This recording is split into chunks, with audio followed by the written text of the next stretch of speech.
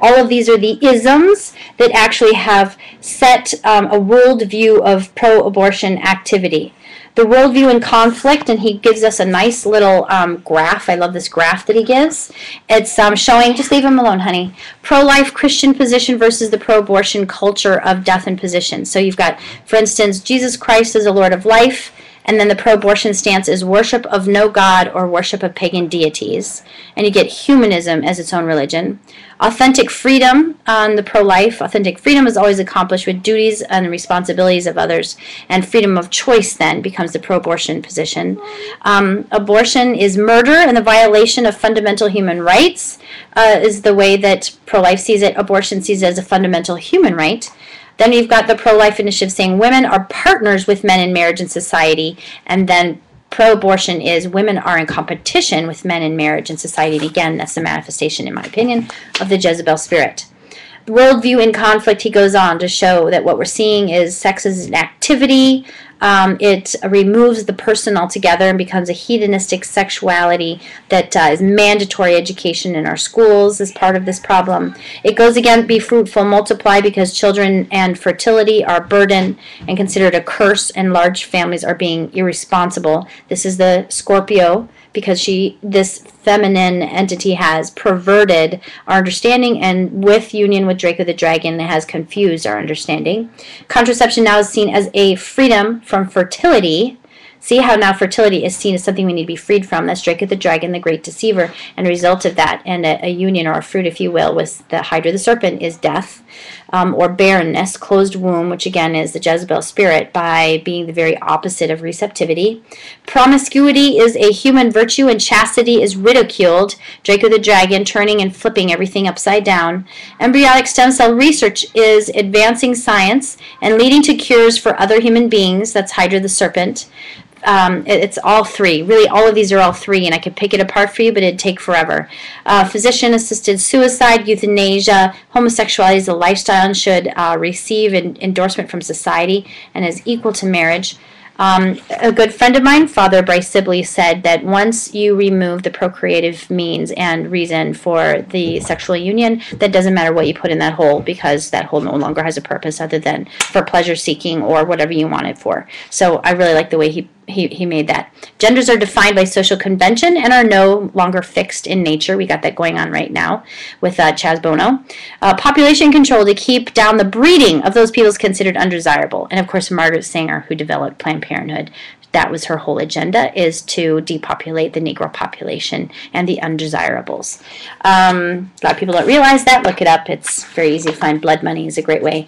He goes on then to show you all the different abortion laws that are set throughout the world, and talks about his unholy trinity, uses that exact same word, but he talks about it in terms of contraception, sex education, and abortion. He equates the three of them, saying that's part of an agenda of establishing this death culture. He then says, Patricia Brainbridge, current chairman of Human Life International, regularly says that Planned Parenthood set out decades ago to change the way America thinks about sex, and they were phenomenally successful.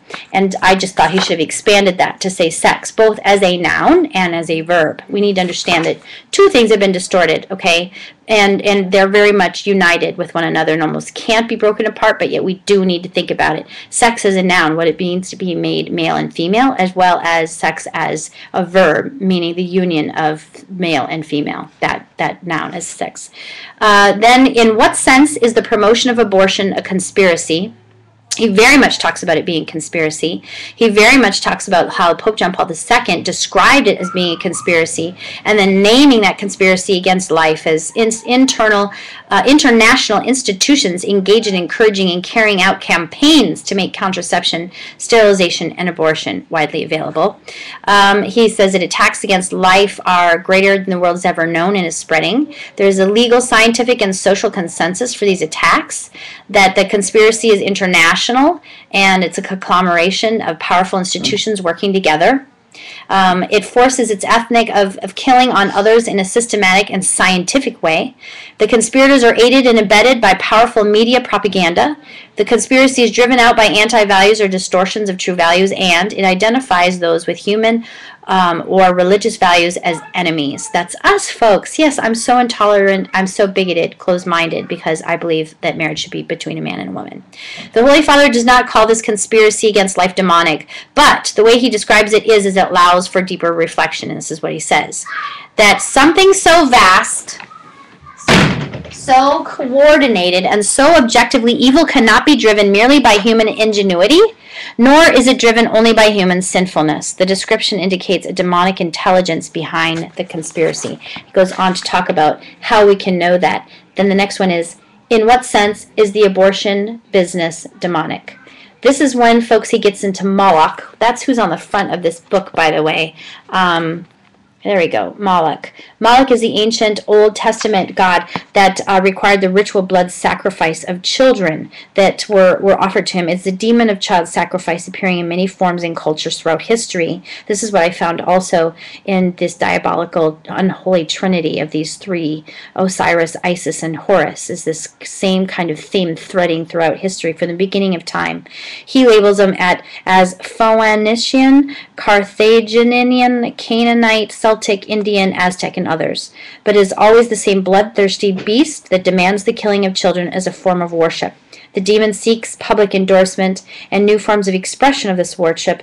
Interestingly, the drums were used to drown out the screams of the victims who were being sacrificed on their altars and deaden the consciences of those that participate in such evil.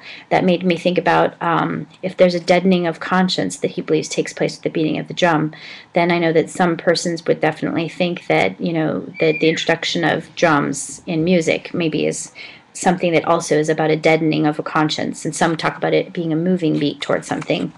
Demonic religion is what he sets up now. Very fascinating. He says the abortion industry of today offers ritual blood sacrifice to the ancient demon of child sacrifice. It is in every way a demonic religion. It has an infallible dogma, which is choice, a ruling hierarchy, which he calls Planned Parenthood, theologians, which he calls feminist ideologues, a sacrificing priesthood, which is your abortionists, temples, which are your abortion mills, altars of sacrifice, which are surgical tables. I would also add the woman altar. That's in formal satanic practices developed by Aleister Crowley. His abortion is actually the highest form of sacrifice because it is on the woman altar, taking it from the very tabernacle, if you will. The ritual victims, babies and the women, the alkalites and sacristans, which would be your clinical workers and technicians, guardian angels, which would be police and escorts. I would also add government officials that are putting the laws protecting that right. Congregations, which he says are your foundations, and private supporters of abortions. I would also add, and maybe he means that, like NARAL and all of these other organizations. And its own version of grace, which makes everything work, which is money, he says, but I believe the money is part of an attribute or a fruit that comes from the congregation, but the grace is actually spiritual gasoline, fueling and opening the portal for the demonic influence to enter in and to gain in its power at the work that's going on right now. The religion of human sacrifice versus the religion of abortion, he then gives us a really great outline here, like worship of Moloch, and then with the religion of abortion, you've got worship of Moloch. Religion of human sacrifice, you have temples. In the religion of abortion, you have freestanding clinics. He goes through basically what I just outlined for you in a little bit more detail. Then he breaks it apart in terms of true religion, false religion, and says true religion is male hierarchical priesthood. The false religion of abortion is feminine hierarchical and shows Planned Parenthood. And I just want to mention again to Yavan out there, hey, Jezebel spirit. This is exactly what we were understanding. Sacraments and sacramentals in a true religion and abortion, they call this abortion is holy and actually they are now referring to abortion as a sacrament. There's an actual book out by one of them talking about abortion as a sacrament, and part of one of the new options of having an abortion, which is going to be a whole next segment that I'm going to give you. I'm going to read to you all the different ways in which they've advertised on a website at a very large Planned Parenthood facility, all the ways in which they have advertised the kinds of abortion available to women that they can can seek out as a package deal of what might suit their needs best.